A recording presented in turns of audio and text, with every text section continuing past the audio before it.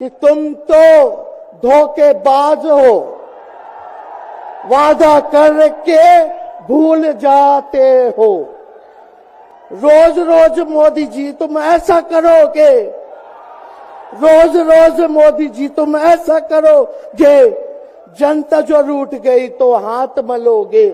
ये दिल्ली की भीड़ बता रही है कि मोदी जी जिस तरह से आंधी की तरह आए थे उसी तरह तूफान की तरह चले जाएंगे। पहला रैली हम लोगों ने पटना में किया, दूसरा बॉम्बे में किया और तीसरा आज जो है दिल्ली में हो रहा है। और मैं बता दूं, देश के कोने कोने में जहां भी हम लोग जा रहे हैं वहां जनता का साथ, आशीर्वाद मिल रहा है।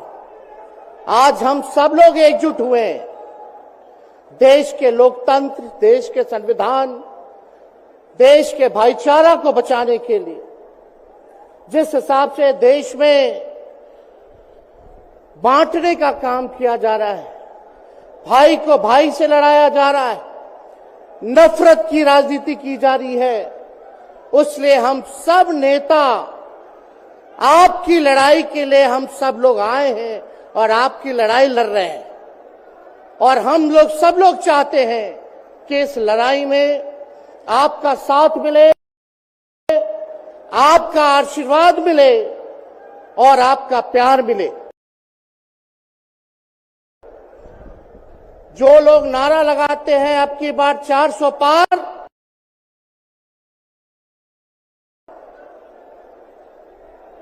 उनका मुंह है कुछ भी बोलेंगे,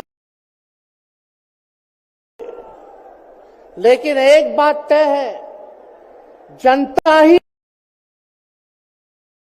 मालिक है, आप मालिक हैं और आपको तय करना है कि देश के शासन में कौन बैठने का काम करेगा।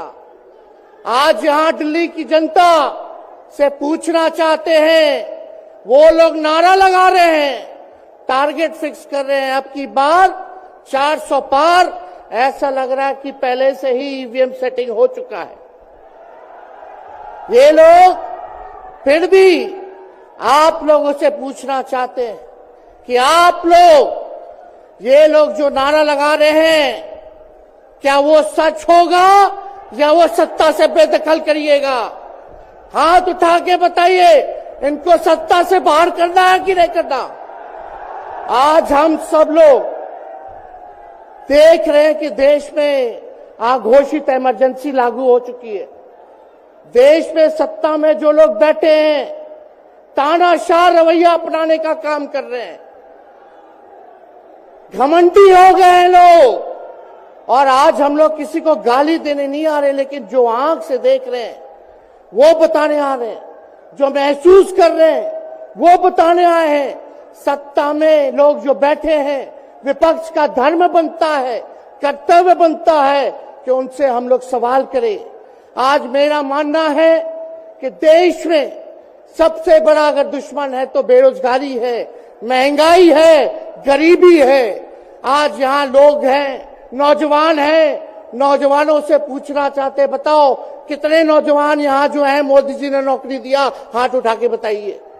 कोई नहीं मिलेगा, मोदी जी ने कोई नौकरी नहीं दी, सब कुछ जो है प्राइवेटाइज कर दिया।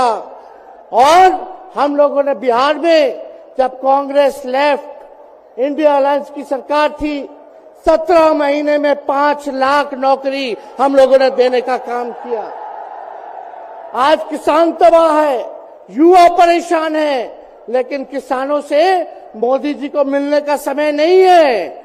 मोदी जी मिलते तो प्रियंका चोपड़ा से मिलेंगे, किसानों से नहीं मिलेंगे। अक्षय कुमार को इंटरव्यू देते थे पिछले चुनाव में, इस बार बिल गेट्स को बुला करके इंटरव्यू देने का काम कर रहे हैं। लेकिन किसानों की समस्या कैसे हल होगी ये नहीं बता रहे। किसानों से उन्होंने पिछले चुनाव में वादा किया था कि उनका आय दुगुना करेंगे। आज किसानों पर मोदी जी ने तलवार चलाने का काम किया है, जो हमारे अन्नदाता हैं। इसलिए आप सब लोग, हम लोग जब आवाज उठाते हैं तब मोदी जी और उनकी जो सेल है पार्टी की, उस पार्टी का सेल में कौन है? ईडी है, सीबीआई है, इनकम टैक्स है। लालू जी को तो कई बार सताया गया, मेरे ऊपर मुकदमा किया गया, मेरी मां पर, मेरी बहनों पर, मेरे जीजाओं पर, मेरे पिता के जितने संबंधी थे सब पर केस मुकदमा किया। अभी बिहार चले जाइए, कई हमारे नेताओं पे छापेमारी चल रही है, कई जगह ईटी का रेड चल रहा है, आईटी का रेड चल रहा है, लेकिन हम लोग घबराने वाले लोग नहीं। आज देश में जिस हिसाब से हेमंत सोरेन जी को और अरविंद केजरीवाल को गिरफ्तार करने का काम इन बीजेपी के लोगों ने किया है, तो उनको हम बता दें कि इनके गीदड़ भपकी से हम लोग डरने वाले नहीं हैं। हम लोग संघर्ष करने वाले लोग हैं, और पिंजरे में तो शेर ही को कैद किया जाता है। सब लोग शेर हैं, आप लोगों ने ताकत दिया है, आपकी लड़ाई हम लोग लड़ रहे हैं। कंस राज आप लोगों ने देखा होगा, जब जब कंस को किसी से तकलीफ होती थी, डर लगता था, तब तब जेल में लोगों को बंद कर दिया जाता था। लेकिन जेल जाने से यहां कोई डरने वाला नहीं है। कितने लोगों को जेल भेजोगे? लेकिन जब जनता जब जवाब देगी, जब वोट का चोट दीजिएगा, तो मोदी जी हाथ मलने का काम करेंगे, सत्ता से बेदखल हो जाएंगे। इसलिए ये अपनी ताकत को पहचानिएगा। सब लोग चुनाव के समय आप सब लोग पोल कीजिएगा, वोट दीजिएगा, लोगों को भी वोट दिलाने का काम कीजिएगा। बीजेपी के लोग झूठ बोलने वाले लोग हैं। ये लोग यूरिया को भी चीनी बना देते हैं, ये लोग गोबर को भी हलवा दे करके परोस देते हैं, ये लोग आंख फोड़ करके चश्मा दे देंगे और फिर बोलेंगे देखो हमने चश्मा दिया। ये झूठी पार्टी है, इसलिए इन पे विश्वास मत कीजिएगा। मोदी जी कहते हैं कि उनका गारंटी मजबूत गारंटी है, गारंटी की बात करते हैं। हम बोलते हैं मोदी जी की गारंटी वैसी ही गारंटी है जैसे चाइनीज माल होता है, 2-4 बार इस्तेमाल करोगे और वो गारंटी जो है खत्म हो जाता है, टूट जाता है, खराब हो जाता है। तो जब तक चुनाव है तब तक ही मोदी जी की गारंटी है, बाकी कुछ नहीं। 2 करोड़ रोजगार का क्या हुआ? 15-15 लाख रुपए का क्या हुआ? ये जवाब नहीं देने वाले, लेकिन हमेशा जो है प्रोपेगेंडा चलाने का काम करते हैं और लोगों को भटकाने का काम करते हैं। इसलिए आप सब लोगों को सावधान रहना पड़ेगा। इनके झूठ पे आप लोग विश्वास मत कीजिएगा। और हम सब लोगों ने आज तस्वीर देखा। आज तस्वीर क्या देखा कि आज महामहिम राष्ट्रपति जी आडवाणी जी को भारत रत्न देकर के सम्मानित कर रही थी। मोदी जी आडवाणी जी के बगल में बैठे हुए हैं, राष्ट्रपति खड़ा होकर के सम्मानित कर लिए हैं, लेकिन मोदी जी खड़ा भी नहीं हुए राष्ट्रपति के सम्मान में, खड़ा भी नहीं हुए। इससे पहले भी हम लोगों ने तस्वीर देखी कि राष्ट्रपति पीछे पीछे चल रही है, मोदी जी आगे आगे चल रहे हैं। ये हम आप सब लोगों को बताना चाहते हैं कि इनका संविधान पे कोई विश्वास नहीं है। ये लोग नागपुरिया कानून को लागू करना चाहते हैं, आरएसएस के एजेंडे को लागू करना चाहते हैं। इसलिए ज्यादा कुछ ना कहते हुए एक आंकड़ा हम जरूर बताना चाहेंगे। देश में इंटरनेशनल लेबर ऑर्गेनाइजेशन ने सर्वे किया है, उसमें आंकड़े हैं कि आज देश में बेरोजगारों में से 83% युवा है।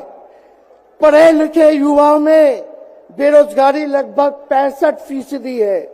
ग्रामीण क्षेत्रों में सिर्फ 17.5% युवाओं के पास ही काम है।